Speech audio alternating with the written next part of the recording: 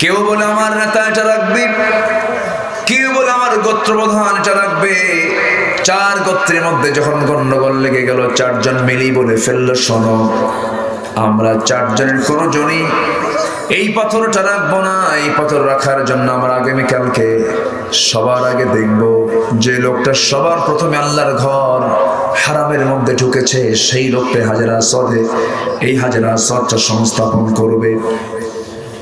পরের দিন সকালবেলা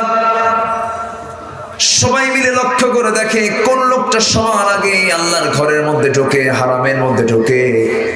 সবার আগে কেউ ঢোকেন নাই, ঢুকেছেন নবী হতে চলছেন যে ব্যক্তি, তিনি হচ্ছেন মুহাম্মদ সাল্লাল্লাহু আলাইহি ওয়াসাল্লাম। সবাই মিলে দারুণ খুশি হয়ে বলছে, যাক আমরা এমন একটা জনকে পেয়েছি যাদের ব্যাপারে আমাদের কোনো ক্লেম নাই, আমাদের কোনো অভিযোগ নাই, কোনো সমস্যা নাই। আমরা মুহাম্মদকে দায়িত্ব দিয়ে দিলাম। রাসূলকে যখন দায়িত্ব দেওয়া হলো, আমার রাসূল করলেন কি, হাজরা আসওয়াদটাকে নিজে সংস্থাপন না করে নিজের গায়ের চাদরটা জমিনে ফেলে দিয়া, জমিনে আস্তে করে রেখে দিয়া, সেই চাদরের ঠিক মাঝখানে হাজরা আসওয়াদটা রেখে দিয়া, গোত্র হলো 4টা, নেতা কয়জন, এদিকে চাদরের কোনাও কয়টা, 4টা।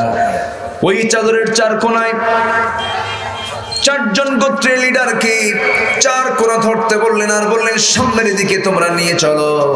সামনের দিকে যখন তারা নিয়ে চললো, যে জায়গায় হাজরা আসওয়াদটা রাখতে হবে ঠিক সেই জায়গায় আমার নবীজি হাজরা আসওয়াদ চাপের মধ্যে না আস্তে করে রেখে দিয়া সবাইকে জানান দিয়ে দিলেন, ও মক্কার নেতারা, আমি সামনে তোমাদের লিডার হতে চলছি। যেরকম সুবহানাল্লাহ। সবার কাছে তিনি পরিচিত, সবার কাছে তিনি আলোচিত, সবার কাছে তিনি প্রশংসিত, সবার কাছে তিনি দামি, সবার কাছে তিনি মহা সত্যবাদী, সবার কাছে তিনি আল আমিন, সবার কাছে তিনি পজিটিভ মাইন্ডের একজন মানুষ, কোনো অভিযোগ নাই, কোনো কিছু নাই। কিন্তু আমার নবীর কাছে যখন আল্লাহর পক্ষ থেকে যখন এই কালাম যখন নাজিল হয়ে গেল, জাবালে নূর থেকে এই কালামটা নিয়ে যখন আমার নবীজি জাবালে নূর থেকে সোজা যখন আম্মা জান খাদিজার ঘরের মধ্যে ঢুকে বলছেন, জাম্মিলুনি জাম্মিলুনি খাদিজা, লাকাদ খাশিতু আলা নাফসি, হে আমার খাদিজা তুমি আমাকে কম্বল আচ্ছাদন করে দাও, আমি আমার জীবনের সংকেত, আমি মনে হয় বাঁচবো না, মরে যাব, তাড়াতাড়ি আমাকে কম্বল দিয়ে ঢাকিয়ে ফেলো। আম্মা জান খাদিজা বলছেন, আমার স্বামী গো, পৃথিবীর কোন অনিষ্ট আপনার অনিষ্ট করতে পারবে না, আপনি এতিমের পাশে দাঁড়ান, আপনি মাজলুমের সহায় হন, আপনি অসহায়ের পাশে দাঁড়ান, আপনি বিধবার পাশে দাঁড়ান, আপনি বান্দার পরিপূর্ণ হক আদায় করেন, আপনাকে ক্ষতি করতে পারবে এমন কোন শক্তি পৃথিবীতে কেউ নাই। খাদিজা তাকে এরকম করে সাহস যোগায় দিলেন। রাসূল বলছেন, খাদিজা রে, 15টা বছর ধরে দাম্পত্যময় জীবন চালালাম, আমি তোমাকে কোনোদিন যে কথা বলি নাই, আজকে তোমাকে নতুন করে নতুন একটা দাওয়াত দেব। সেই দাওয়াতটা অন্য কিছু নয় খাদিজা, আমি আল্লাহর নবী, আল্লাহ তাআলা আমাকে কোরআন নামক কিতাব দিয়েছেন, কোরআন আমার উপরে নাযিল হওয়া শুরু হয়ে গেছে, আমি আল্লাহর নবী খাদিজা, তোমার কি বিশ্বাস হয় নাকি আমি তোমাকে দাওয়াত দিলাম? খাদিজার চোখের কোনা বেয়ে টপ টপ করে পানি পড়ছে, আর বলছেন, আমার স্বামী গো, 15 বছর ধরে আমি আপনাকে লক্ষ্য করে দেখেছি, যার মুখ থেকে একটা বারের জন্য মিথ্যার কোনো কথা আমি শুনলাম না, মিথ্যার কোনো ছোঁয়া পেলাম না, যার মধ্য থেকে অযাচিত কোনো আচরণ লক্ষ্য করলাম না। আপনি যে আল্লাহর নবী হবেন 16 নাই সত্য, আপনি আমাকে কি বলতে চান বলুন? রাসূল বলছেন, আমি যে আল্লাহর নবী তুমি কি বিশ্বাস করো নাকি? হ্যাঁ বিশ্বাস করি। সঙ্গে সঙ্গে রাসূল তাকে হাতটা রেখে বলে দিলেন, লা ইলাহা ইল্লাল্লাহু মুহাম্মাদুর রাসূলুল্লাহ, আশহাদু আল্লা ইলাহা ইল্লাল্লাহু ওয়াহদাহু লা শারীকা লাহু ওয়া আশহাদু আন্না মুহাম্মাদান আবদুহু ওয়া ورسوله আমার নবী নবুয়ত পেয়ে তার প্রথম কাজ হলো দাওয়াতি কাজ করা সেই দাওয়াতটা দিলেন আগে বাইরে না ভিতরে বাইরে না পরিবারে এই জন্য দাওয়াতি কাজ আগে করবো আমরা কোথায় আসতে বলবেন না কোথায় কু আনফুসাকুম ওয়া আহলিকুম নারা নিজে বাঁচো তোমার পরিবারকে বাঁচাও জাহান্নাম থেকে পরিবারকে আপনি দাওয়াত দিলেন না সন্তানের খোঁজ আপনি রাখলেন না সন্তানকে আপনি দাওয়াত দিলেন না বউকে আপনি দাওয়াত দিলেন না এই সন্তান স্ত্রী পরিবার পরিজন একদিন আপনার বিরুদ্ধে বাদী হয়ে মামলা দিয়ে আপনাকে জাহান্নামে নিয়ে যাবে এই জন্য এক নাম্বার কাজ হলো আমরা দাওয়াতি কাজ করবো জোরে বলি ইনশাআল্লাহ আর জোরে বলি ইনশাআল্লাহ পরিবারকে আজকে আমরা সময় দেই কম পরিবারকে সময় দেওয়ার সময় নাই খালি মোবাইল টেপাটেপি আছে না নাই মোবাইলে যত সময় যায় 24 ঘন্টার ভিতরে অনেকের এরকম টাইম আছে ঘুম বাদে বাকি সময় মোবাইল আছে কি আছে না নাই আছে না নাই আচ্ছা ফেসবুক মেসেঞ্জার ভাইবার হোয়াটসঅ্যাপ টেলিগ্রামে সমস্ত অ্যাপস গুলো দিয়া ঘন্টার পরে ঘন্টা চ্যাটিং করছেন মেসেজিং করছেন এত কিছু করছেন সব একদিন পর হবে কিন্তু আমার আপনার জন্য যিনি আমার সব সময়ের জন্য আমার বন্ধু থেকে যাবেন তিনি আমার কে আসতে বলবেন না তিনি আমার কে এই জন্য আমরা সবার আগে দাওয়াত দেব মানুষকে কার পথে ডাকবো আসতে বলবেন না কার পথে ডাকবো আমরা আল্লাহর পথে ডাকবো তবে ডাক দিতে গেলে সবার কাছে ভালো হওয়া যাবে আমার নবী 40-এ সবার কাছে ভালো ছিলেন যখন কোরআন চলে এলো সঙ্গে সঙ্গে একটা পক্ষ তার বিরুদ্ধে দাঁড়িয়ে বলল মুহাম্মদ একজন ভণ্ড যখন নাউজুবিল্লাহ কথা বহু আছে আমাকে সময় দেবেন তো সবাই নাকি জোরে বলি ইনশাআল্লাহ আমি তো এই মাঠে এর আগেও আসছি না কত বছর আগে আসছি 2 বছর আগে তাই না মনে হয় করোনার আগে করোনার আগে না দিনের বেলা এসেছি এবং এর আগেও আমি এলাকায় বহু আগে এসেছি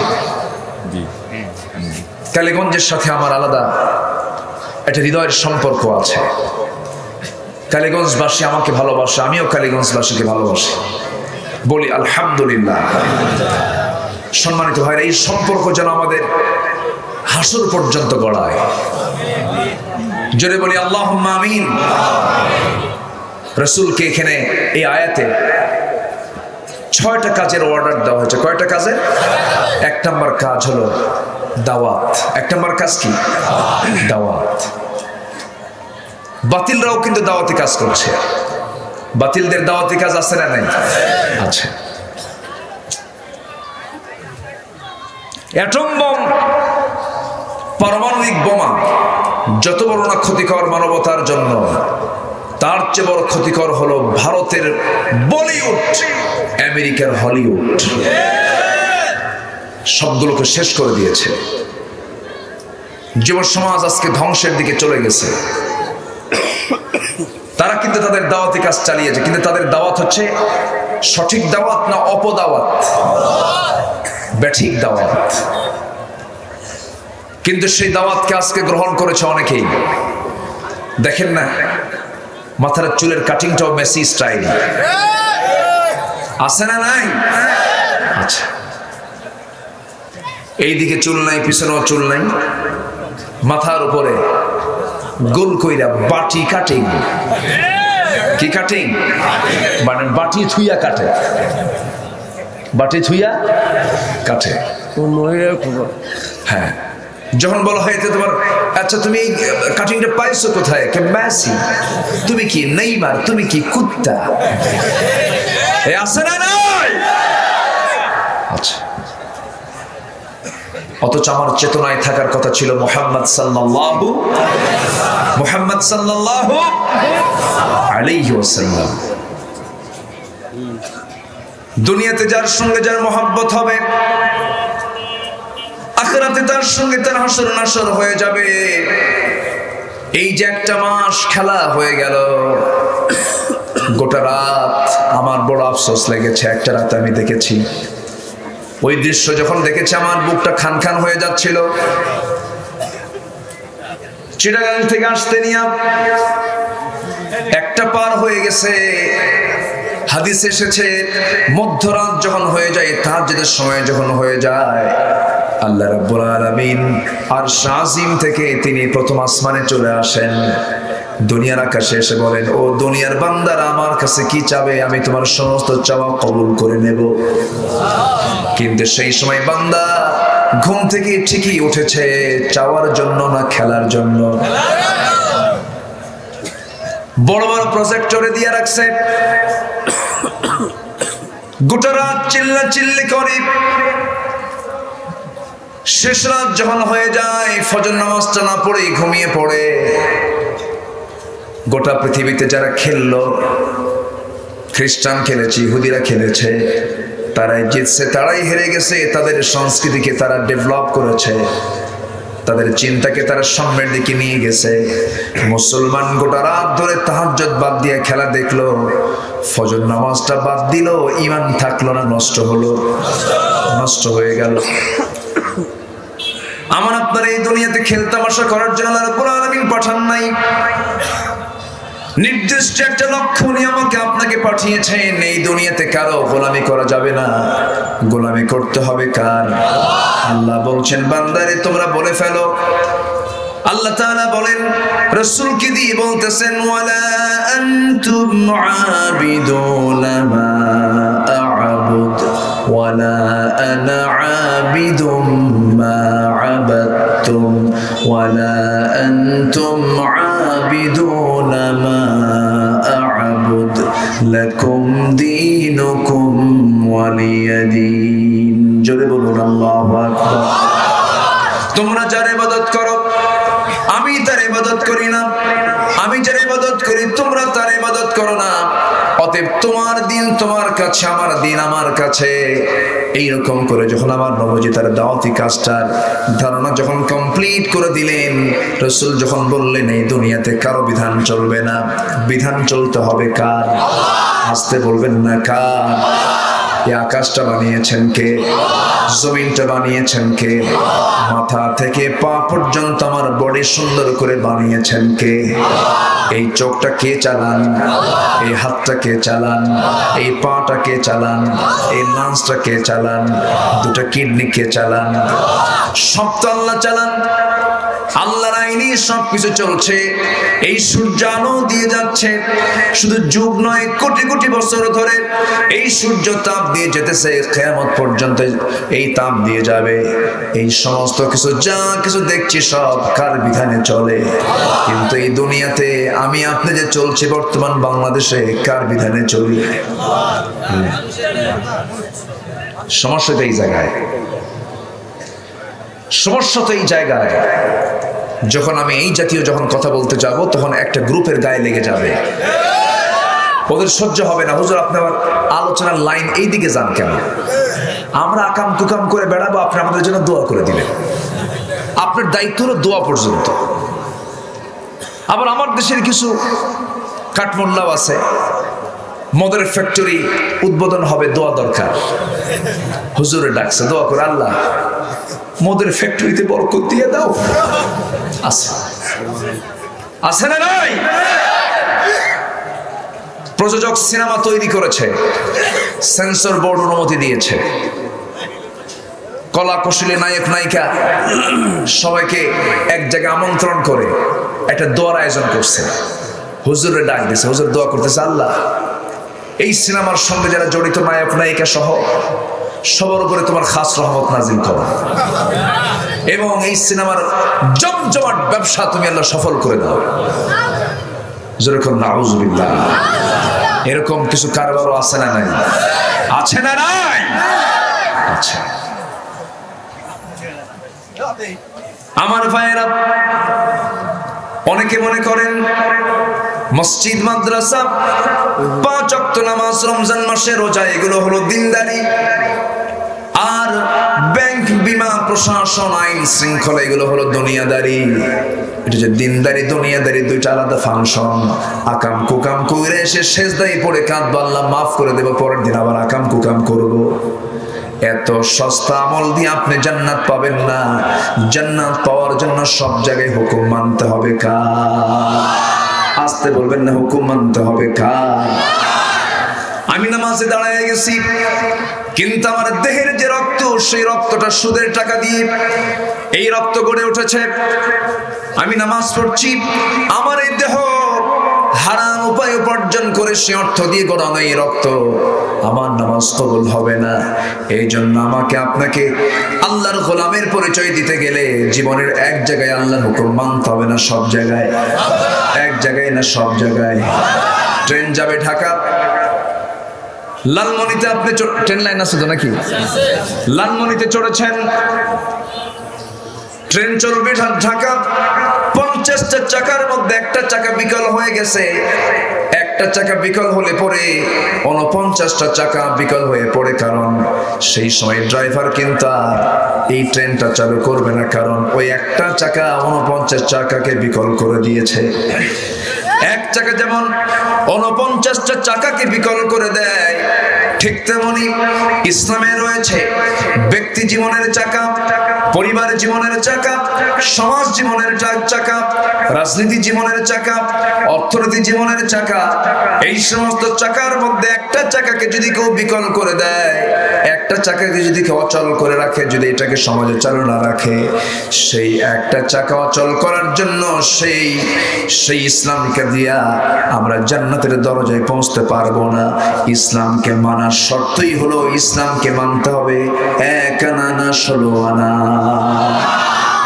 উদখুলু ফিস সিলমি কাফা, ইসলামের ভিতরে পরিপূর্ণরূপে দাখিল হও। কিন্তু আমাদের ভিতরে সমাজে কিছু লোক আছে, ওর সুবিধা অনুযায়ী ইসলাম মানে, সুবিধা অনুযায়ী ইসলাম মানা যাবে না। আর এই হক কথাগুলো বলার কারণে আজকে যাদের উপর অত্যাচার চালানো হচ্ছে, গোটা পৃথিবী জুড়ে অন্যায় ভাবে জুলুম করে স্ত্রীর হক নষ্ট করা, সন্তানের হক নষ্ট করে যাদেরকে অন্ধকার প্রকোষ্ঠে রাখা হচ্ছে, আপনি যে তাদের দ্বারা স্ত্রীর হক নষ্ট করালেন, বাপ মার হক নষ্ট করালেন, এই যে আপনি অধিকার লঙ্ঘন করেছেন, মিথ্যা অজুহাতে মানুষকে জুলুম করছেন, জবাব দিতে হবে কিয়ামতের ময়দানে। সম্মানিত ভাইয়েরা, আসবে দিন, আসবে না? এক মাকে কি শীত যায়? এক মাকে শীত যায়? কারো পৌষ মাস, কারো সর্বনাশ।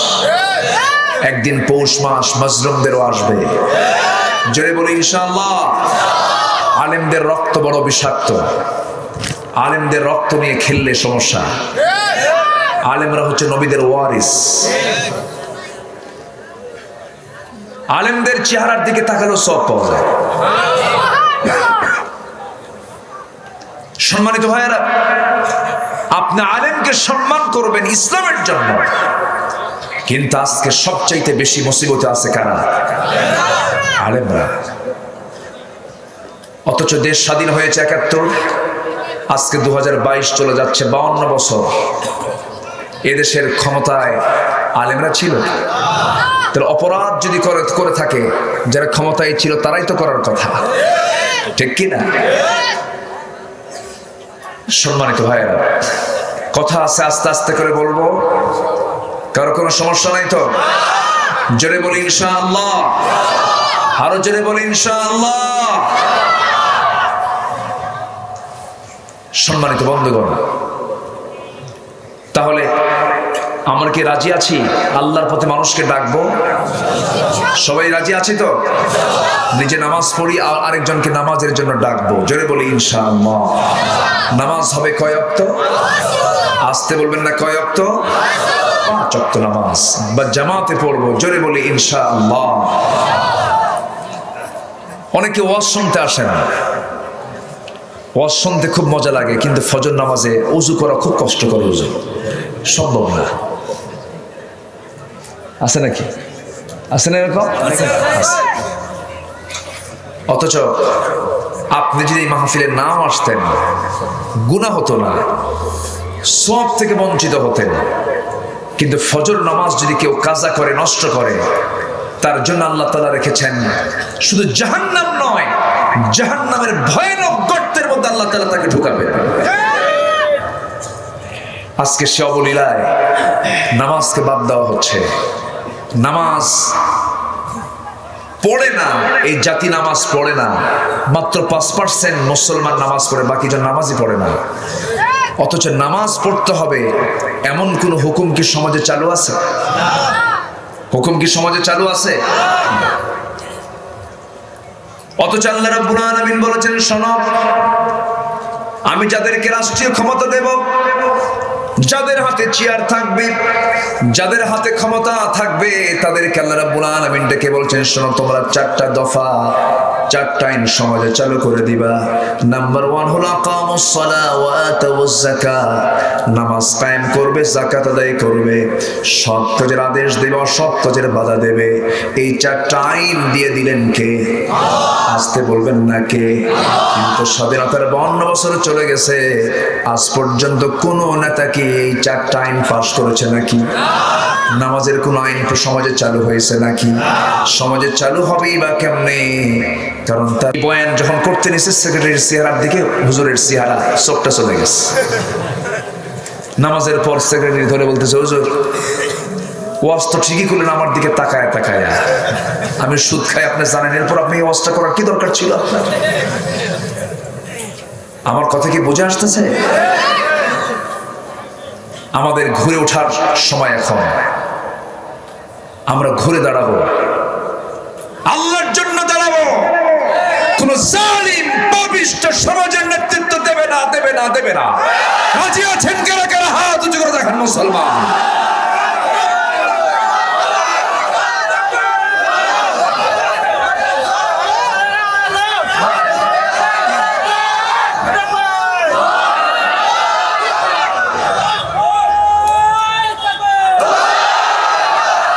আল্লাহ কবুল করুন, জোরে বলি আমিন, আরো জোরে আমিন। কে বলেছে আমার দেশে সংকট আছে? কোনো সংকট নেই। আমার দেশের মাটি সোনার চেয়েও খাঁটি। এত সুন্দর সাজানো, প্রাকৃতিক সৌন্দর্যে এক অপরূপ লীলাভূমি বাংলাদেশ, সুজলা সুফলা শস্য শ্যামলা, সোনার বাংলার মতো সুন্দর, সোনার দেশের মতো এমন দেশ পৃথিবীতে খুঁজে পাওয়া খুবই মুশকিল। যে দেশের সমতল, যে দেশে পাহাড়, নদী নালা, খাল বিল, যে দেশে তেলের খনি, গ্যাসের খনি, সব খনিতে ভরপুর এই বাংলার জমিন।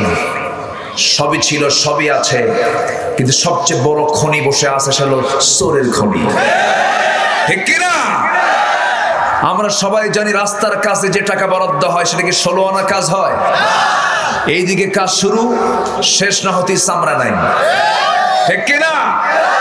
বিল্ডিং শেষ না হতেই তলা নাই, রডের বদলে বাঁশ। ঠিক কিনা? কথা বলবো, বলবো কথা। কোথায় যাবেন আপনি? আকাম কুকাম করে আবার হজেও যায়, যায় বলে আল্লাহ মাফ করে, টাকা বলছো তোরে মাফ করে। বান্দার হক নষ্ট করেছে, আল্লাহ মাফ করবেন না। বান্দার টাকা পয়সা মেরে খেয়েছ, বিধবা ভাতা, বয়স্ক ভাতা আছে নাকি? বিধবা ভাতা, বয়স্ক ভাতা, এরপরে হলো কি আর প্রতিবন্ধী ভাতা, কত ভাতা আছে। সে সমস্ত ভাতাগুলো যারা পাওয়ার কথা তারা তো পায় না। গভর্নমেন্টকে ধন্যবাদ দিচ্ছি, এই সমস্ত ভাতার ব্যবস্থা করেছেন, কিন্তু বিধবা ভাতা কারা পায়? বিধবা ভাতার তালিকায় হলো 1 নম্বর চেয়ারম্যানের বউ। কিন্তু চেয়ারম্যান বাঁচা অবস্থায় তার বউ কেমনে বিধবা হয়? হ্যাঁ, আছে না? কোথায় যাবে না?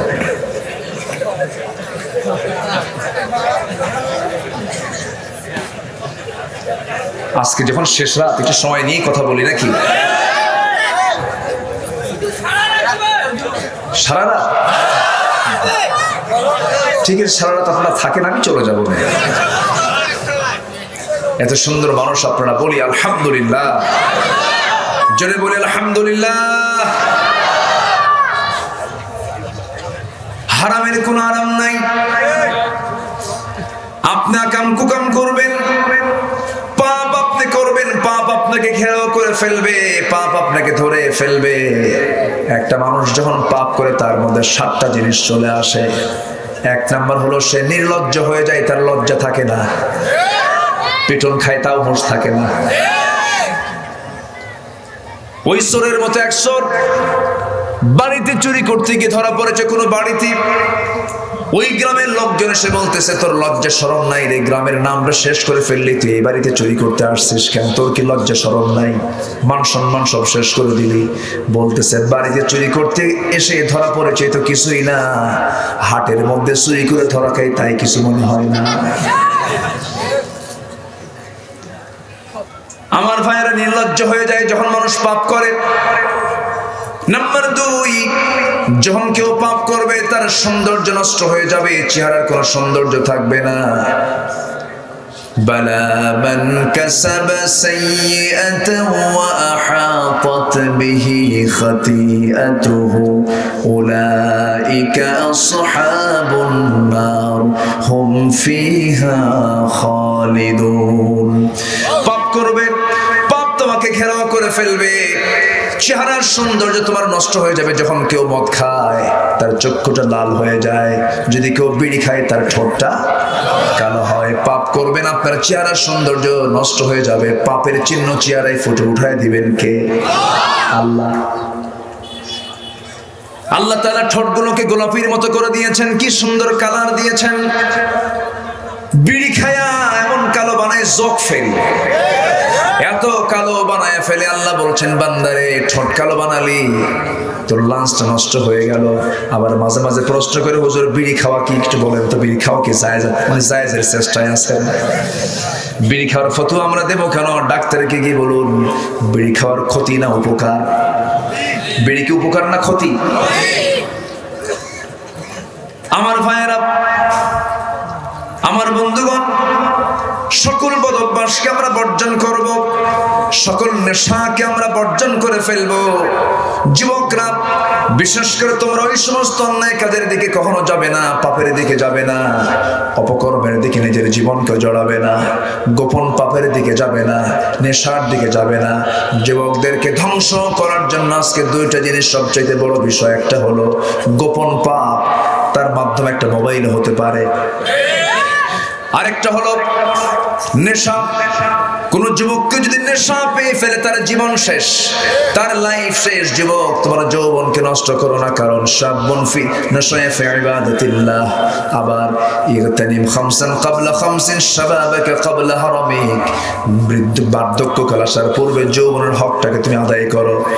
যৌবনকে কাজে লাগাও, যৌবনকে ফজরে কাটাও, যৌবনকে যোহর নামাজ পড়ে কাটায় দাও, যৌবনকে আল্লাহর জিকিরে কাটায় দাও। কারণ যৌবনে তুমি যদি ইবাদত করে মরতে পারো, এপারে দুনিয়া ওপারে আল্লাহর 8টা জান্নাত তোমার জন্য আকাঙ্ক্ষায় থাকবে। যেরকম সুবহানাল্লাহ। নামাজের মধ্যে কল্যাণ আছে না নাই? আসতে বলবেন না, আছে না নাই? নামাজের মধ্যে কল্যাণ কেন? আমরা শুনি সবাই, আজান যখন হয় হাইয়া আলাস সালাহ, এটাও কিন্তু দাওয়াত। এটা কি দাওয়াত? এই ডাকটা কে দিচ্ছেন? মূলত কে দেন? আল্লাহ। হাইয়া আলাস সালাহ, হাইয়া আলাল ফালাহ। নামাজের দিকে আসো, কল্যাণের দিকে আসো। এই যে কল্যাণের দিকে আসো, আল্লাহ বান্দাকে ডাকতেছেন। নামাজ পড়লে বান্দার ক্ষতি হয় না, লাভ হয়, লাভ হয়ে যায়।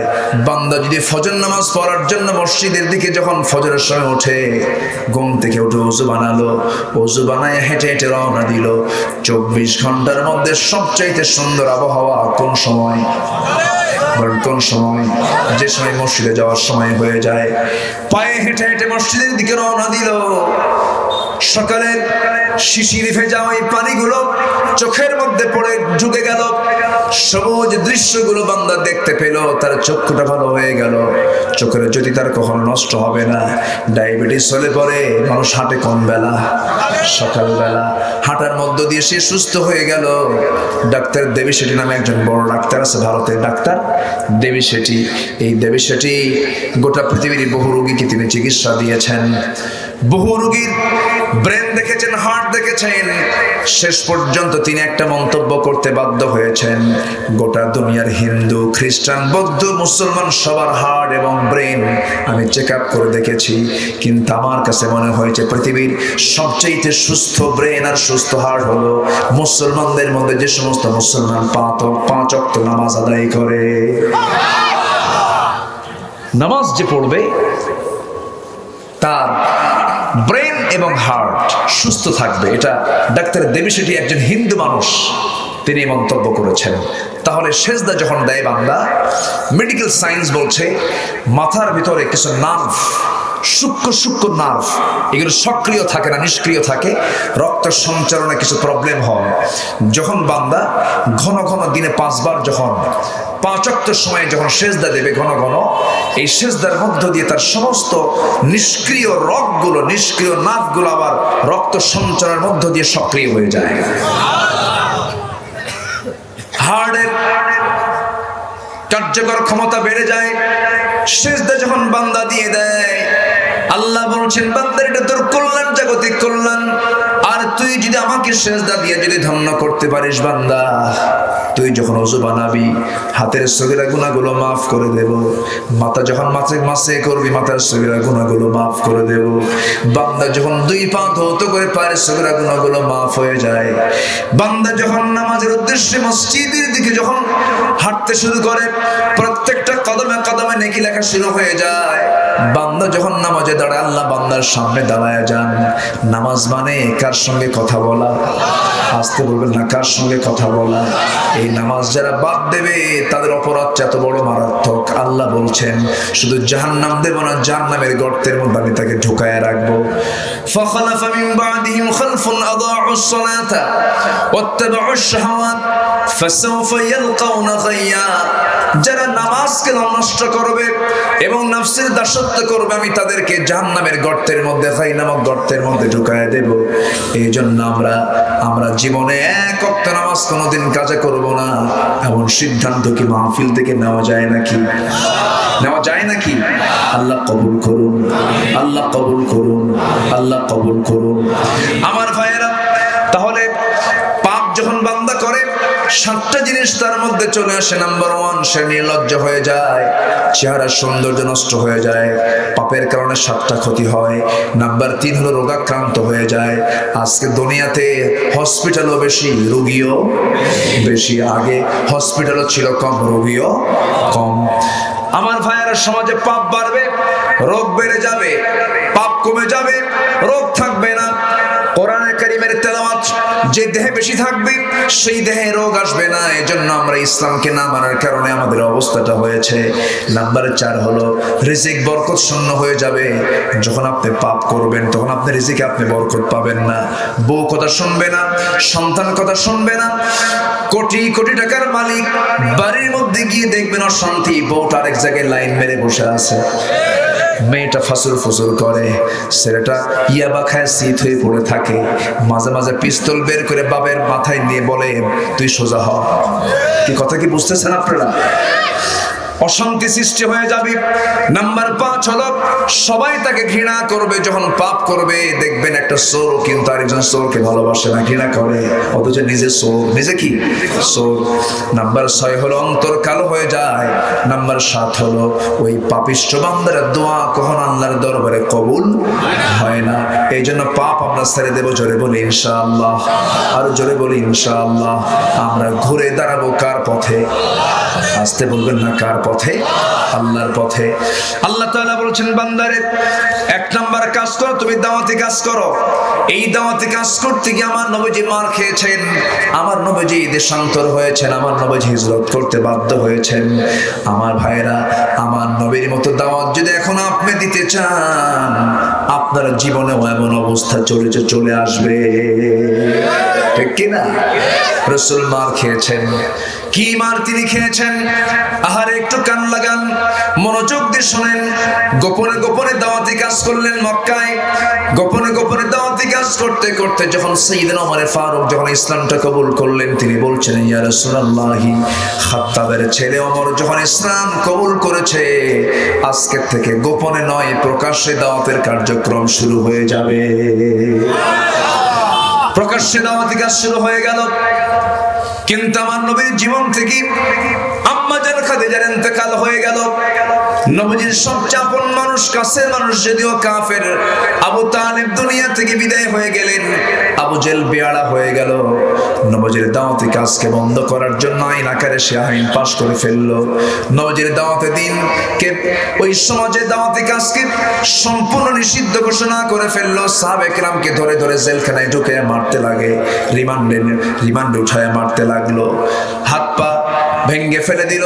কোন কোন সাহাবীকে দুনিয়া থেকে বিদায় পর্যন্ত করে দেওয়া হলো। নবীজি ঘর থেকে বের হতে পারেন না। নবীজি কোথায় যাবেন, দাওয়াতি কাজ করবেন কেমনে, তিনি পেরেশান হয়ে গেলেন। নবীজি গৃহবন্দী অবস্থায় পড়ে আছেন।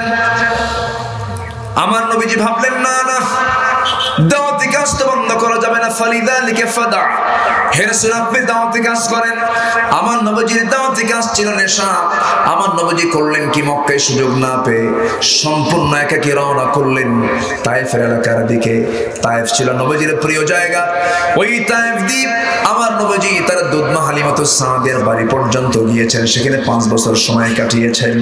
সেই তায়েফে তিনি কালিমার দাওয়াত দেওয়ার জন্য যখন বুক বড় আশা নিয়ে যখন রওনা করলেন, বুক বড় আশা নিয়ে তায়েফের ময়দানে যখন চলে গেলেন, তায়েফের ময়দানে গিয়ে যখন বললেন কুলু লা ইলাহা ইল্লাল্লাহ, ও তায়েফের বাসী, ও তায়েফবাসী, তোমরা স্বীকার করে নাও আল্লাহ ছাড়া কোনো ইলাহা নাই, আল্লাহ ছাড়া কোনো বিধানদাতা নাই, আল্লাহ ছাড়া কোনো আইনদাতা নাই।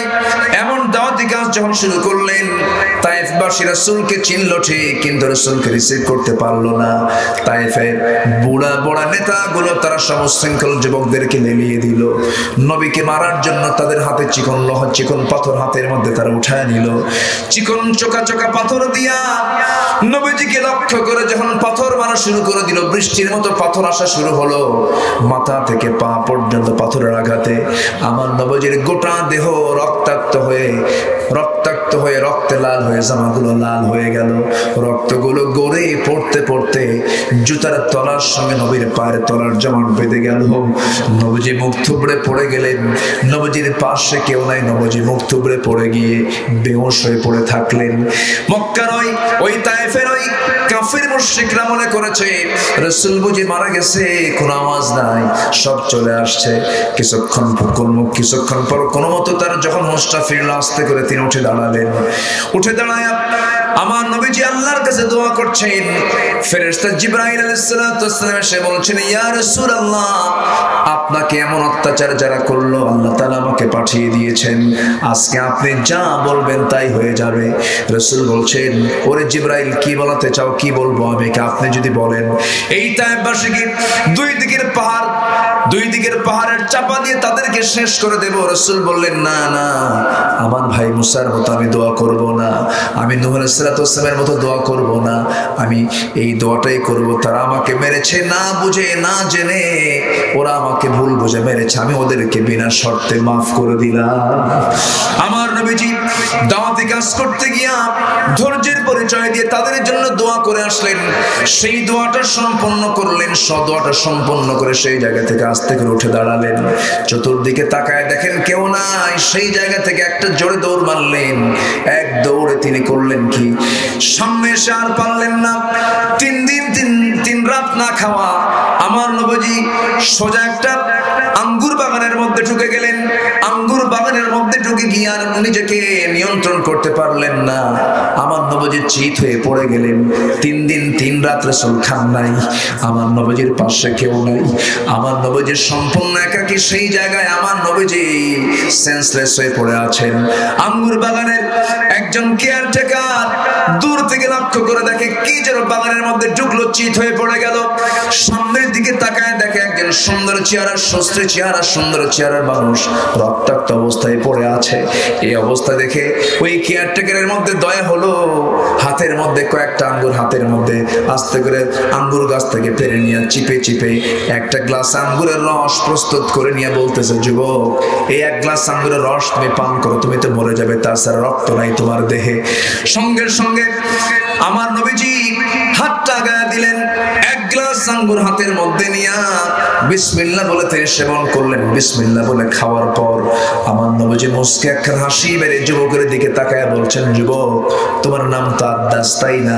যুবক আশ্চর্য হয়ে মনে মনে চিন্তা করে, এই লোকটা আমাকে চিনলো কেমনে? আমি তাকে দেখি নাই, সে আমাকে দেখে নাই, আমার নাম জানলো কেমনে? কিছুক্ষণ পরে রাসূল বলছেন, আদ্দাস রে, তোমার গ্রামের বাড়ি হলো নিনুয়া। নিনুয়া নামক গ্রামে তোমার জন্ম। মনে মনে চিন্তা করতেছে, আমার গ্রামের বাড়ি নিনুয়া, লোকটা জানলো কেমনে? এবার প্রশ্ন করতেছে, আপনি আমার গ্রামের বাড়ির নাম আপনি জানলেন কেমনে? রাসূল এবার বলছেন, শোনো, তুমি যে গ্রামে জন্ম নিয়েছো, আল্লাহর পয়গম্বর ইউনূস আলাইহিস সালাম সেই গ্রামে জন্ম নিয়েছেন। এবার বলছে, আল্লাহ নবী ইউনূসের জন্ম আমার গ্রামে, এই কথা আপনাকে কে বললো? রাসূল মুস্কি হাসি, রক্তাক্ত চেহারা নিয়ে মুস্কি হাসি দিয়ে বলছেন, ওরে আদ্দাস, একজন নবীর কাছে তো আরেকজন নবীর খবর থাকতেই পারে। যখন সুবহানাল্লাহ। আদ্দাসের বুঝতে দেরি হলো না, মুজিজার বই প্রকাশ হয়ে গেল। আদ্দাস খ্রিস্টানি কায়দায় 2টা হাত আমার নবীর পায়ের দিকে দিয়ে রাসূলকে সিজদা দিয়ে ধন্য করবে প্ল্যান করেছে, কিন্তু রাসূলকে সিজদা গ্রহণ করেছেন নাকি? মানুষকে সিজদা নিতে পারে নাকি? আমার নবীজি সঙ্গে সঙ্গে চট করে তার 2 হাত শক্ত করে ধরলেন, উঁচু করে তাকে খাড়া করলেন, বুকের সঙ্গে বুক লাগায় দিয়ে বলছেন, আদ্দাস রে, তুমিও বান্দা, আমিও বান্দা, আমার কাছে ওহী আসে, তোমার কাছে ওহী আসে না। কোন বান্দা হয়ে বান্দাকে কখনো সিজদা দেওয়া যাবে? সিজদা দেওয়া যাবে না। এই কথা বলা মাত্রই ওই আদ্দাস বলতেছে, ও মুহাম্মদ, তুমি যে আল্লাহর নবী, এতে কোনো সন্দেহ নাই, আমাকে তুমি এক্ষুনি পড়িয়ে দাও, লা ইলাহা ইল্লাল্লাহু মুহাম্মাদুর রাসূলুল্লাহ সাল্লাল্লাহু। দাওয়াত দিতে গেলে ঘাত প্রতিঘাত আছে না নাই বলেন? কিন্তু এর সফলতাও কে দিবেন? আসতে বলবেন না, কে দিবেন? আল্লাহ দিয়ে দিবেন। কিন্তু এই দাওয়াতি কাজ করতে গিয়ে আর টিকে থাকার দরকার আছে না নাই? নাম্বার 2 হলো ওয়াস্তাকিম কামা উমিরতা। আমার কথা কি বিরক্ত হচ্ছেন নাকি আপনি? আমি আবার, আমার একটা স্বভাব হলো, আমি আয়াত ছাড়া কোনো কথা বলতে পারি না। এদেশে আলোচনার একটা পরিবর্তন এসেছে। মানুষ এখন বুঝে গেছে যে তারে নারে বান্দরে কলা খাইছে, ইন্দুরে আর চলবে না, ঠিক কি না? আজে বাজে বেহুদা কথা বলার সময় এখন নাই। আমাদেরকে সজাগ হতে হবে, সচেতন হতে হবে, দ্বীনের সঠিক বিষয়গুলো জেনে সমাজে এগুলো বাস্তবায়ন করতে হবে। 1 নম্বর কাজ হচ্ছে দাওয়াতি কাজ করা। রাসূল দাওয়াতি কাজ করেছেন। 1 নম্বর, ওয়াস্তাকিম কামা উমিরতা। আপনার উপরে যা আদেশ করা হয়েছে আপনি তার উপর অটল থাকুন। আমি কতক্ষণ আলোচনা চালাবো বলেন? হ্যাঁ, কতক্ষণ? কোনো সমস্যা নাই তো আপনাদের? এই যে এখানে একটা চিরকুট আসছে, তো একটু দেখে নিলাম, কি যেন কইলো। আমাদের তো সব দিকে তাল থাকতে হয়, সামনেও চোখ পিছনেও চোখ থাকে আমাদের। সমস্যা নেই, থাকুক, আমার চিন্তা আছে মাথায়, আমি এটা মাথায় রেখেছি। এই মাহফিলটার জন্য আমার 1 বছর আগে আমাকে ধরে জোরপূর্বক এই ডেটটা ছিনতাই করে নেওয়া হয়েছে। কথা বলছেন, এই তাও ঠিক, সবই ঠিক, শোনেন কথাগুলো। তা আমি যে আসছি, আপনারা খুশি হয়েছেন তো নাকি? আমিও খুশি, বলি আলহামদুলিল্লাহ। এই মাহফিলের এত সুন্দর যুবকরা সাজিয়েছে। কোরআন তো সুন্দর, কোরআনকে তো সুন্দর করে সাজানো দরকার। এত সুন্দর সামনের গেটটা, তোরণটা করেছে, দেখছেন না? তোরণ দেখে মনে হচ্ছে এটা যেন এই এলাকার একটা আলাদা রূপ নিয়েছে।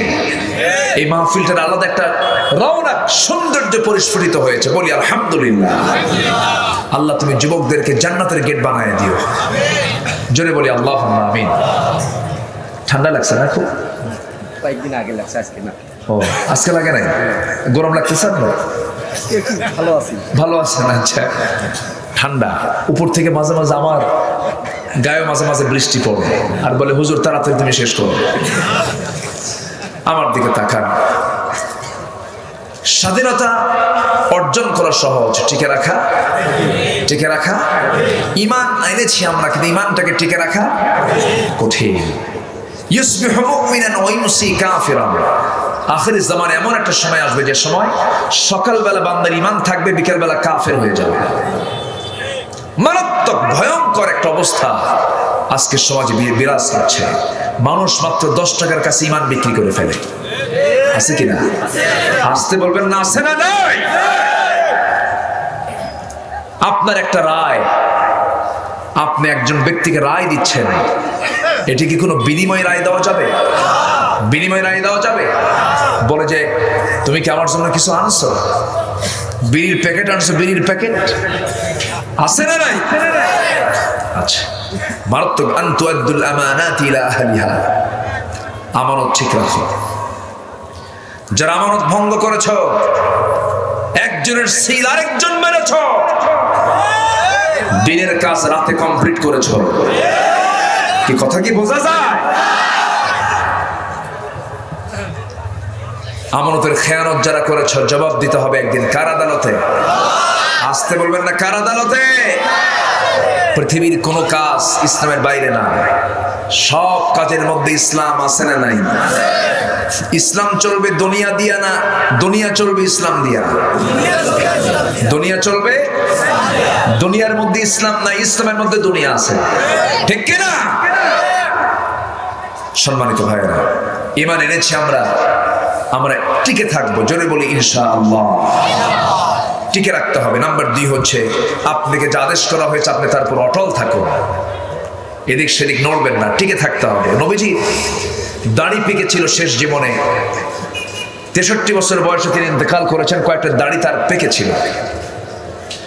আম্মা জান আয়েশা বললেন, ইয়া রাসূলুল্লাহ, আপনার তো দাড়ি পেকে গেল, আপনি তো বুড়া হয়ে যাচ্ছেন। রাসূল বললেন, শোনো আয়েশা, আমি যে বুড়ো হয়ে যাচ্ছি ওই আয়াতটা আমাকে বুড়া বানিয়েছে। ওয়াস্তাকিম কামা উমিরতা, আপনাকে যে ব্যাপারে আদেশ করা হয়েছে তার উপর আপনি অটল থাকেন।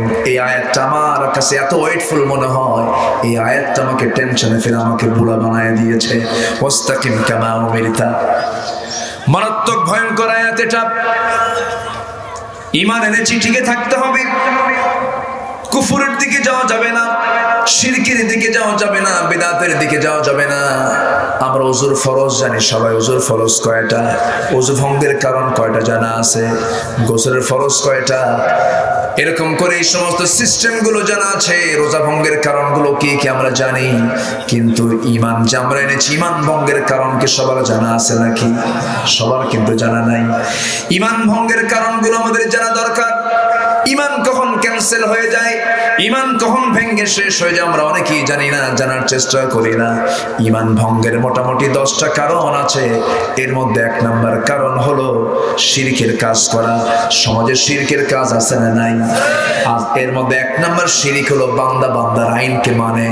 বান্দা কি বান্দার আইন মানবে না আল্লাহর আইন মানবে? আসতে বলবেন না, কার আইন মানবে? এই আল্লাহর আইনকে মানার জন্য আল্লাহ তাআলা দিন কায়েমের সংগ্রাম করতে বলেছেন। যে সূরা সূরা থেকে আমি আলোচনা করছি 15 নম্বর আয়াত,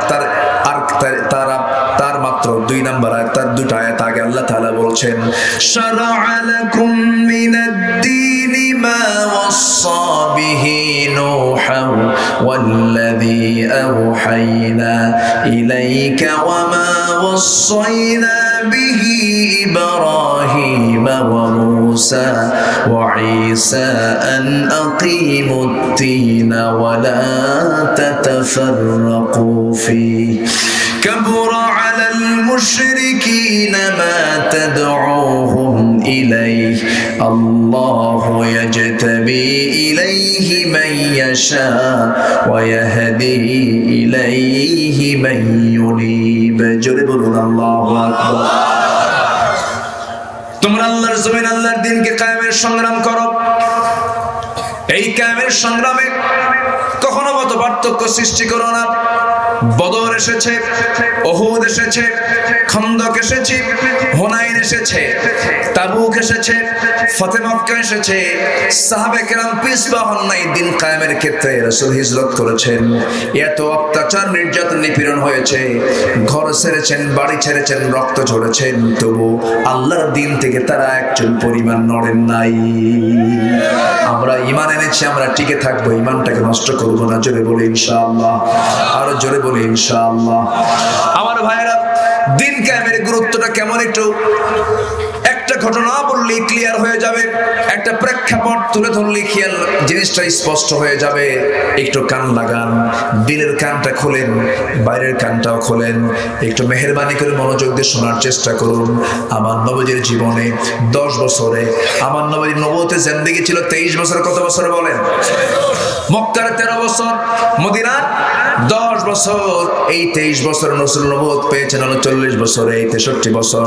এই 23 বছরের 10 বছর যতদিন তিনি মদিনায় ছিলেন, এই মদিনায় থাকা অবস্থায় তিনি যুদ্ধ পরিচালনা করেছেন 10 বছরে 86টা। কয়টা? তো 86টা যদি যুদ্ধ করা লাগে তাহলে বছরে কয়টা হয় গেল? প্রায় মাসে মাসে যুদ্ধ করা লাগছে। আমরা সবাই জানি পাগড়ি পরা সুন্নাত, মিষ্টি খাওয়া সুন্নাত, দুপুরের পরে ঘুমানো সুন্নাত, দাড়ি রাখা, মোষ ছোট করা, এরপরে নখ কাটা, জুব্বা পরা, এই সমস্ত বিষয়গুলোকে আমরা যত গুরুত্ব দেই, কিন্তু নবীজির যে সকল সুন্নত এক পাল্লায়, নবীজির দাঁত ভাঙ্গা সুন্নত এক পাল্লায় কখনো সমান হতে পারে না। ঠিক কিনা বলেন? এই জন্য সব সুন্নত কি একরকম হবে নাকি? এক পর্যায়ের হবে নাকি? আমার ভাইয়েরা, নবীজি এতগুলো যুদ্ধের তিনি নেতৃত্ব দিয়েছেন, 27টি যুদ্ধের তিনি সম্মুখ নেতৃত্ব দিয়েছেন। এর মধ্যে একটা ঐতিহাসিক একটা অভিযান ছিল তাবুক অভিযান, যে অভিযানে সবচেয়ে বেশি সংখ্যক সাহাবী যুদ্ধে অংশগ্রহণ করেছিলেন 30,000। কত হাজার? 30,000। 30,000 সাহাবীকে নিয়ে আমার রাসূল তাবুকের প্রান্তরে রওনা করবেন। সাহাবে কেরামকে নিয়ে তিনি রওনা করেছেন। সবচাইতে বেশি দান করেছেন সাহাবীরা সেই যুদ্ধের ময়দানে, অভিযানে। আব্দুর রহমান ইবনে আওফ রাদিয়াল্লাহু তাআলা তিনি নিজে একাই 3 বস্তা তিনি সোনা দান করেছেন তাবুক অভিযানে। 3 বস্তা সোনা দিয়েছেন। কয় বস্তা? 3 বস্তা। আমি কি শেষ করে দেব নাকি? বসেন। এই এটা কে? এই তুমি তো আমার লোক। তো ঠান্ডা, হাই রে, মনে হচ্ছে যে কি যে হয়ে গেছে। আসলে ঠান্ডা তো না। আর কষ্ট না দিয়ে আসেন, দোয়া করি। সেরেছে কাম। লিপু ভাই না? এনাকে চেনেন আপনারা? আমার চেয়ে লম্বা মানুষ। এনাকে দেখি মনে হয় দেশি মান না, মনে হয় পাকিস্তান মনে হয়। বিশাল লম্বা, 6 ফিট প্লাস, 6 ফিট 3-4 হবে মনে হয়। অনেক লম্বা, টল ফিগার। তো যারা একটু লম্বা হয় না তারা একটু বোকা টাইপের হয়। আমি বোকা। যারা খাটো হয় তারা একটু মেধাবী হয়, আবার দুষ্ট হয়। এই ঠিক না সবকিছু, খালি ঠিক ঠিক। খাটো কে বানাইছেন? লম্বা কে করেছেন? দোষ কার? কোনো দোষই নাই, সবই ঠিক আছে। বলি আলহামদুলিল্লাহ, জোরে বলি আলহামদুলিল্লাহ। আল্লাহ এক একজনকে এক এক রকম করে বানিয়েছেন। লিপু ভাই খুব ভালো মানুষ। আমার মালিক ভাই কই? আব্দুল মালিক হ্যাঁ আছে তো নাকি? আলহামদুলিল্লাহ বলেন। জি বলি আলহামদুলিল্লাহ। আব্দুল মালিক ভাই তিনি দোয়া চেয়েছেন, আমার সবার জন্য দোয়া করি। এখানে যত ভাই আসছেন সব আমরা আমাদের পরস্পর আমরা দ্বীনি ভাই, বলি আলহামদুলিল্লাহ। সবাই সবার জন্য দোয়া করব। কিছু কথা রয়ে গেছে, না বললে কেমন হয়। 6টা কাজ আমরা আজকে শিখে যাব। 1 নম্বর হলো আমরা দাওয়াতি কাজ করব। নাম্বার 2 হলো ঈমান নিয়ে টিকে থাকবো। জোরে বলি ইনশাআল্লাহ। আচ্ছা, আমার নবীজি তাবুক অভিযানে যখন বের হবেন, কত হাজার সৈন্য নিয়ে বের হলেন? 30,000। বললেন দুনিয়ার সবচাইতে বড় পরাশক্তি হলো রোমান সৈন্য। রোমানদের বিরুদ্ধে তিনি মোকাবেলায় তিনি চলে গেলেন। 30,000 রোমান সৈন্যকে মোকাবেলা করার জন্য, কি বলে, রোমান সৈন্যকে মোকাবেলা করার জন্য 30,000 সৈন্য নিয়ে যখন রওনা করলেন, তাবুক অভিযানে তাবুক প্রান্তরে পৌঁছে গেলেন। যুদ্ধ লাগলো না, বিনা যুদ্ধে আমার নবীজি আবার তাবুকের প্রান্তর থেকে আবার ব্যাক করে মদিনায় চলে আসলেন। ব্যাক করে মদিনা আসার পর মদিনার মসজিদে তিনি বসে আছেন। হঠাৎ করে একজন সাহাবী কাব বিন মালিক রাদিয়াল্লাহু তাআলা আনহু তিনি আস্তে করে নবীর সামনে এসে হাঁটু গেড়ে দিয়ে বসে গেলেন। রাসূলকে বলছেন, ইয়া রাসূলুল্লাহ, আমি আপনার সঙ্গে কিছু কথা বলতে চাই। বললেন, তুমি কি বলবে বলো। হুজুর, আপনি তো 30,000 সৈন্য নিয়ে তাবুকে গেছেন, যুদ্ধে গেছেন, আমি কিন্তু যাই নাই। রাসূল বলেন, তুমি যাও নাই? না। কেন যাও নাই? কি কারণ ছিল? তোমার কি ওজর ছিল? হুজুর, কোনো ওজরই ছিল না, গড়িমসি করেছি, অবহেলা করেছি, আমি জিহাদের ময়দানে যাইনি। যেতে পারতাম কিন্তু যাইনি। রাসূলের চেহারা কালো হয়ে গেল। রাসূল বলেন, কাব, তোমার মতো আর কে কে যায় নাই? আরেকজন যায় নাই। কে? হেলাল বিন উমাইয়া যায় নাই। আর কে যাও নাই? হুজুর, আরেকজন যায় নাই, মুরারা বিন রাবিয়া যায় নাই। আর কে যায় নাই? হুজুর, আমার জানা নাই। মোট কয়জন হলো? 3 জন। রাসূল বললেন, ঠিক আছে কাব, তুমি এই মুহূর্তে চলে যাও। কাব বিন মালিক মসজিদ থেকে যখন বের হয়ে আসলেন, সঙ্গে সঙ্গে আমার নবীজি প্রজ্ঞাপন জারি করলেন। তখন তো আমার রাসূল তো এটা দেশের প্রধান লিডার, তিনি দেশ চালাচ্ছেন, মদিনার শাসক তিনি প্রজ্ঞাপন জারি করলেন, মদিনার কোনো মুসলমান, আমার কোন সাহাবী, এই 3 ব্যক্তি যারা যুদ্ধে যায় নাই, আমার সঙ্গে জিহাদে শামিল হয় নাই, কাব বিন মালিক, হেলাল বিন উমাইয়া, মুরারা বিন রাবিয়া, এই 3 জন ব্যক্তির সাথে মদিনার সমস্ত মুসলমানের সালাম কালাম লেন দেন সব বন্ধ। কাব বিন মালিকের কানে যখন সংবাদটা চলে গেল, বলেন তো এই সংবাদ শুনলে কি তার ভালো লাগার কথা? নবীজির পক্ষ থেকে যখন বয়কটের ঘোষণা, সাহাবী কাব বিন মালিকের কাছে মনে হলো যেন আসমান তার মাথার উপরে ভেঙে পড়েছে। অসহায় হয়ে কাঁদতে কাঁদতে দরজার কাছে চলে গেছেন। বাড়িতে গিয়ে বলছেন, আমার গিন্নি দরজাটা খুলে দাও। ভিতর থেকে গিন্নি দরজার কাছে এসে বলছে, স্বামী গো, দরজা খুলবো, শর্ত হলো আপনার বাড়ি, আপনার দরজাটা খুলে দিতেই হবে। দরজা খুলবো সামনে আপনি ঢোকার জন্য, আর আমি আপনার স্ত্রী পিছনের দরজাটা বের হয়ে যাব, কারণ রাসূল যাকে বয়কট করেছে আমি স্ত্রী, ও তাকে আমি বয়কট করে দিলাম। কাব বিন মালিক মনে মনে চিন্তা করলেন, ভিতরে যাব আর কেমন করি, মহিলা মানুষ, সেও তো আমাকে বয়কট করে ফেলেছে। ঘরের সামনে থেকে দরজা থেকে আবার তিনি ঘুরে আবার যখন বাইরে বের হয়ে চলে আসতেছেন, বাইরের দিকে আসতেছেন, সামনে ছোট্ট 2টা বাচ্চা, তার নিজের সন্তান, 11 বছর 12 বছর বয়সের ছোট্ট ছোট্ট বাচ্চাগুলোকে আস্তে করে ডাকছেন, আমার সন্তান এই দিকে আসো, আমি তোমাদেরকে একটু আদর করি, স্নেহ করে কোলে নেই। বাচ্চা 2টা বলে, না যাওয়া যাবে না, না যাওয়া যাবে না। কেন? রাসূল নাকি তোমাকে বয়কট করেছে, এই জন্য আমরা তোমার সঙ্গে কথা বলবো না। একটু কান লাগাবেন। একটা প্রশ্ন করি, ওই কাব বিন মালিকের মধ্যে নামাজের কোনো অভাব ছিল নাকি? দান সদকার কোনো অভাব ছিল নাকি? রোজার কোনো অভাব ছিল না? জিকিরের কোনো অভাব ছিল না? কোনো কিছুই তার ঘাটতি ছিল না। কিন্তু জিহাদের ময়দানে তিনি অংশগ্রহণ করেন নাই। দিন কায়েমের সংগ্রামে তিনি একটু গড়িমসি করেছেন, একটু অবহেলা করেছেন। আল্লাহ রাসূল তার সঙ্গে কথা বলা বন্ধ করলেন, সাহাবীরা তার সঙ্গে কথা বলা বন্ধ করলেন। সব যখন কথা বলা বন্ধ করে দিয়েছে, হেলাল বিন উমাইয়ার বয়স হলো 70 বছরের, যুবক হয় না, বুড়া হয়। 70 বছরের বুড়া মানুষ, রাসূল তাকেও বয়কট করেছেন।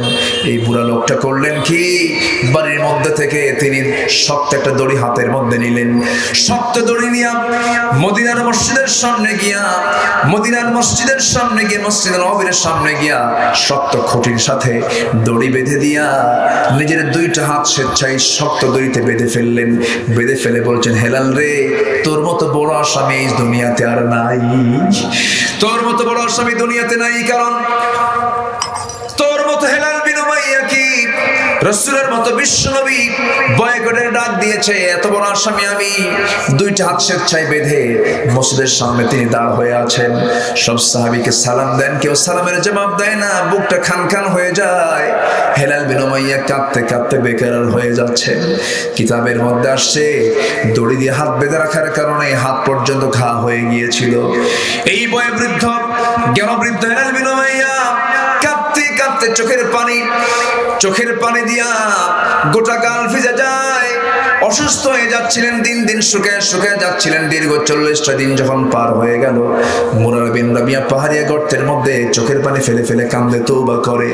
এক পর্যায়ে আল্লাহর দরবারে এই তিনজন ব্যক্তির দোয়া কবুল হয়ে গেছে। ওয়ালা সালাসাতিল্লাযীনা খুল্লিফু, এই তিনজনের দোয়া যখন কবুল হয়ে গেল, মদিনার মসজিদ থেকে আমার নবী আস্তে করে দাঁড়ায় বলছেন, সাহাবীরা রে, আমি হেলাল বিন উমাইয়াকে কাব বিন মালিককে মাফ করি নাই, কিন্তু কাবার মালিক আরশের মালিক মহান রব্বুল আলামিন তাদেরকে মাফ করে দিয়েছে। আমার ভাইরা, আমার বন্ধুগণ, রাসূল সঙ্গে সঙ্গে বলছেন, ওরে ওমর, আমার কাব বিন মালিককে আমার সামনে হাজির করো। যখন বলা হলো আমার কাবকে আমার সামনে হাজির করো, সঙ্গে সঙ্গে ওমর ফারুক দৌড়ে গেলেন তার বাড়িতে। দরজায় গিয়ে নক করতেছেন, ও কাব বিন মালিক বাড়িতে আসো নাকি? রাসূল তোমাকে ডেকেছেন, তোমার তওবা আল্লাহ তাআলা কবুল করে নিয়েছেন। ভিতর থেকে স্ত্রী জবাব দিচ্ছে, যেই লোকের খবর রাসূল রাখে না, সেই স্বামীর খবর আমিও রাখি না। ঈমান হচ্ছে এমন জিনিস, ঈমানকে লালন করতে গেলে সবকিছু ঊর্ধ্বে রাখতে হবে আল্লাহ এবং রাসূলকে, ঠিক কি না? ওই তিনজন সাহাবীর নামাজের কোনো ঘাটতি ছিল না, দান সদকার কোনো ঘাটতি ছিল না, জিকির আজকারের কোনো ঘাটতি ছিল না, নবীর মহব্বতের কোনো ঘাটতি ছিল না, কিন্তু জিহাদের ময়দানে দিন কায়েমের সংগ্রামে একটু গড়িমসি করেছেন, আল্লাহ তাদেরকে পাকড়াও করে ফেলেছিলেন। এই জন্য দিন কায়েমের সংগ্রামে অবিচল থাকবো আমরা। এই জমিনটা কার? এই জমিন আল্লাহ দিন কায়েমের জন্য বুকের তাজা প্রাণ ঢেলে দিতে কি রাজি আছেন? সবাই রাজি আছেন? কারা কারা একটু হাত উঁচু করে দেখান মুসলমান।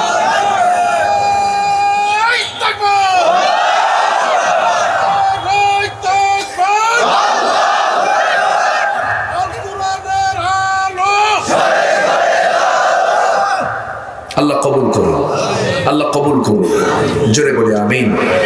নাম্বার 3 হলো ওয়ালা তাত্তাবিউ আহওয়াআহুম, তোমরা প্রবৃত্তির দাস হবে না। নফস কি খারাপ কিছু চায় না, ভালো কিছু চায়? খারাপ। নফস শুধু চায় জমির আইল ঠেলতে, নফস চায় মামলা করতে, নফস চায় গীবত করতে, নফস চায় মিথ্যা সাক্ষী দিতে, নফস চায় অন্যকে ঠকাতে, নফস চায় ওজনে কম বেশি করতে। এটা যে নফসের কাজ। আমরা কি নফসের দাস হব না আল্লাহর দাস হব? নফস চায় ওই লোকের রাস্তা কেমনে আটকায় দেওয়া যায়, ওই লোকের রাস্তা বন্ধ করে দিব। এগুলো তো নাই এলাকায়, নাকি? আসতে বলবেন না, আছে না নাই? এগুলো নফসের কাজ। নফসের দাসত্ব আমরা করবো না, জোরে বলি ইনশাআল্লাহ। নফস চায় একটু মেয়েদের দিকে চায় থাকে, এই যুবকরা চায় না, আস্তে আস্তে মানে একদম সব পিছাব হয়ে গেছে। নফস তো চায়, কিন্তু নফস চাইলে কি সব চাওয়া যাবে? আস্তে সব চাওয়া যাবে?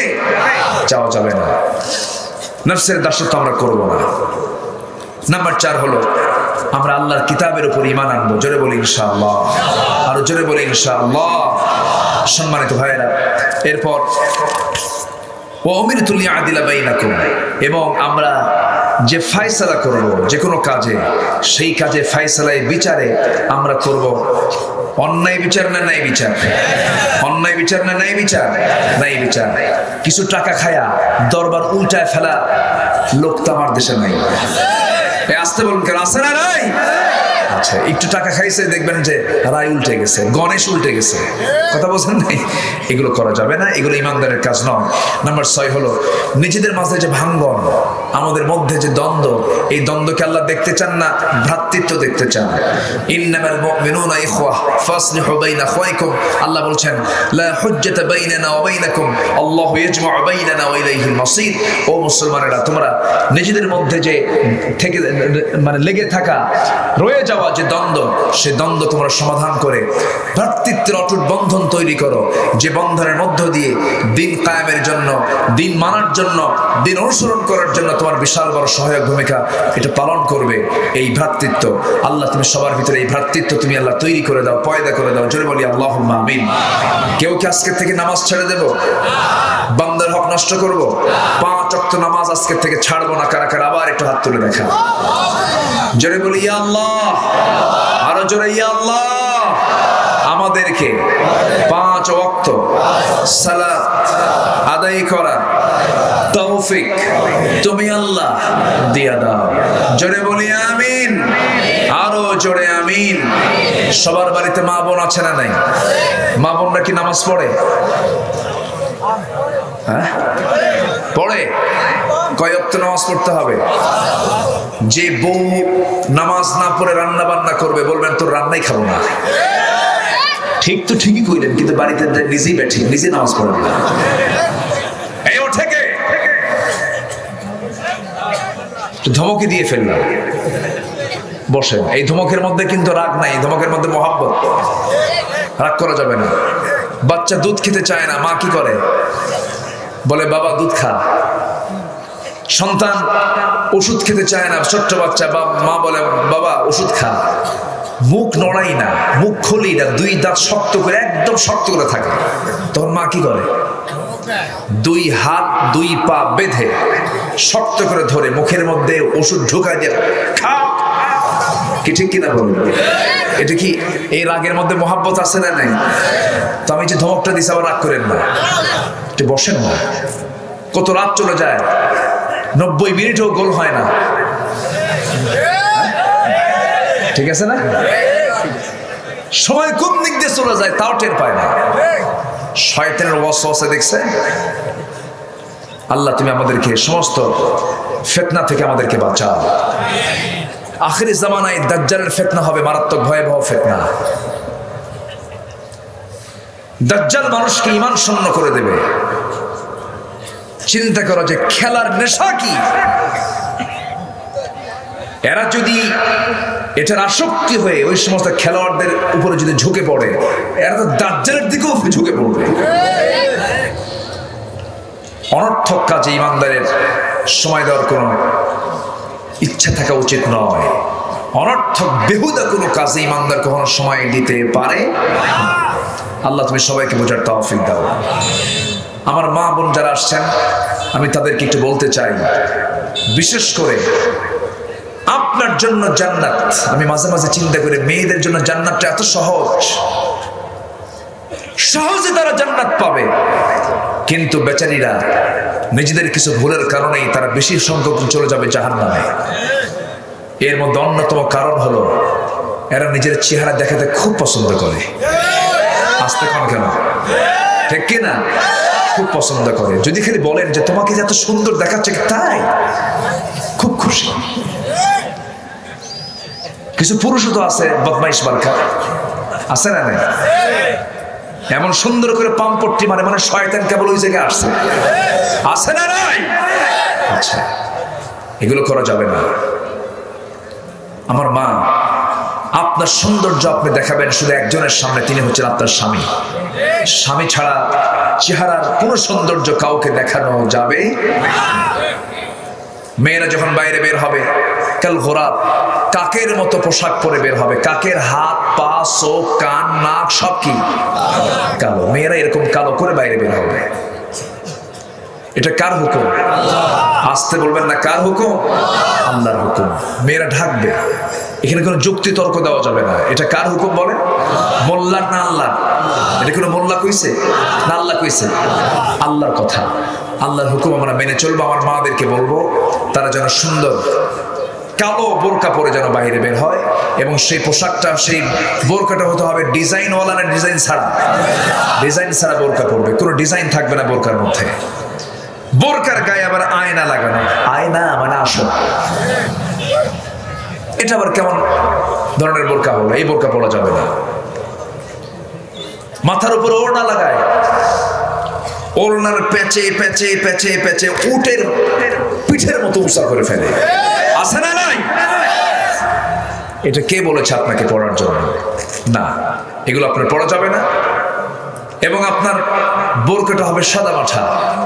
আপনি দেখা করবেন 14 জন পুরুষের সাথে, আপনার দেখা করা জায়েজ। আল্লাহ তাআলা আপনাকে এত কঠিন ভাবে রাখেন নাই। 14 জনকে আপনি আপনার পর্দার আওতা মুক্ত রাখতে পারবেন। তবে স্বামীর জন্য কোনো হিজাব নেই, স্বামীর জন্য কোনো পর্দা নেই।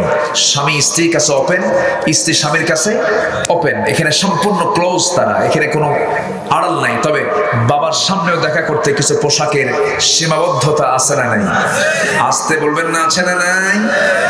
মাথা ঢাকতে হবে, ওড়না নিতম্ব প্রশস্ত কাপড় দিয়ে ঢেকে ফেলতে হবে, যেন তার অঙ্গের কোনো ডিসপ্লে যেন তার নিকটতম আত্মীয় স্বজন এমনকি বাবার সামনেও যেন প্রদর্শিত না হয়। এটা ইসলাম বিধান দিয়েছে। কিন্তু এমন পোশাক আজকের মেয়েরা পরে, যার স্বামীর সাথে যে পোশাক স্বামীর সামনে মানায়, সেই জাতীয় পোশাক অন্য পুরুষের সামনে পরে বেড়ায়। আছে না নাই? আচ্ছা, এই জাতীয় পোশাক মা আপনি পড়তে পারবেন না। 14 জনের সঙ্গে আপনি দেখা করতে পারবেন, বাবার সঙ্গে দেখা করতে পারবেন, ভাইয়ের সঙ্গে দেখা করতে পারবেন, ভাতিজার সঙ্গে দেখা করতে পারবেন, ভাগিনার সঙ্গে দেখা করতে পারবেন, জামাইয়ের সঙ্গে দেখা করতে পারবেন, নাতির সঙ্গে দেখা করতে পারবেন। এইরকম করে মামার সঙ্গে দেখা করতে পারবেন, আপন চাচার সঙ্গে দেখা করতে পারবেন। এই সমস্ত পুরুষ যাদের সঙ্গে বিয়ে আপনার হারাম এবং আপনার স্বামী, এই 14 জন পুরুষ ছাড়া পৃথিবীর কোনো পুরুষের সঙ্গে আপনার পর্দা ছাড়া কখনো দেখা করা যাবে না। কার হুকুম? আসতে বলবেন না, কার হুকুম? আল্লাহর হুকুম। এই সমস্ত বিষয়গুলো যদি আজকে সমাজে চালু হয়ে যেত, জেনা থাকতো না, আকাম কুকাম গুলো থাকতো না। আর আমার মায়েরা, মোবাইল ব্যবহারের ক্ষেত্রে অবশ্যই সতর্ক থাকার দরকার আছে না নাই? মেয়েদের নষ্ট করছে মোবাইল, আর ছেলেদের নষ্ট করছে বাইক। ঠিক কিনা? বাইক হুন্ডা চালানোর স্টাইল দেখছেন?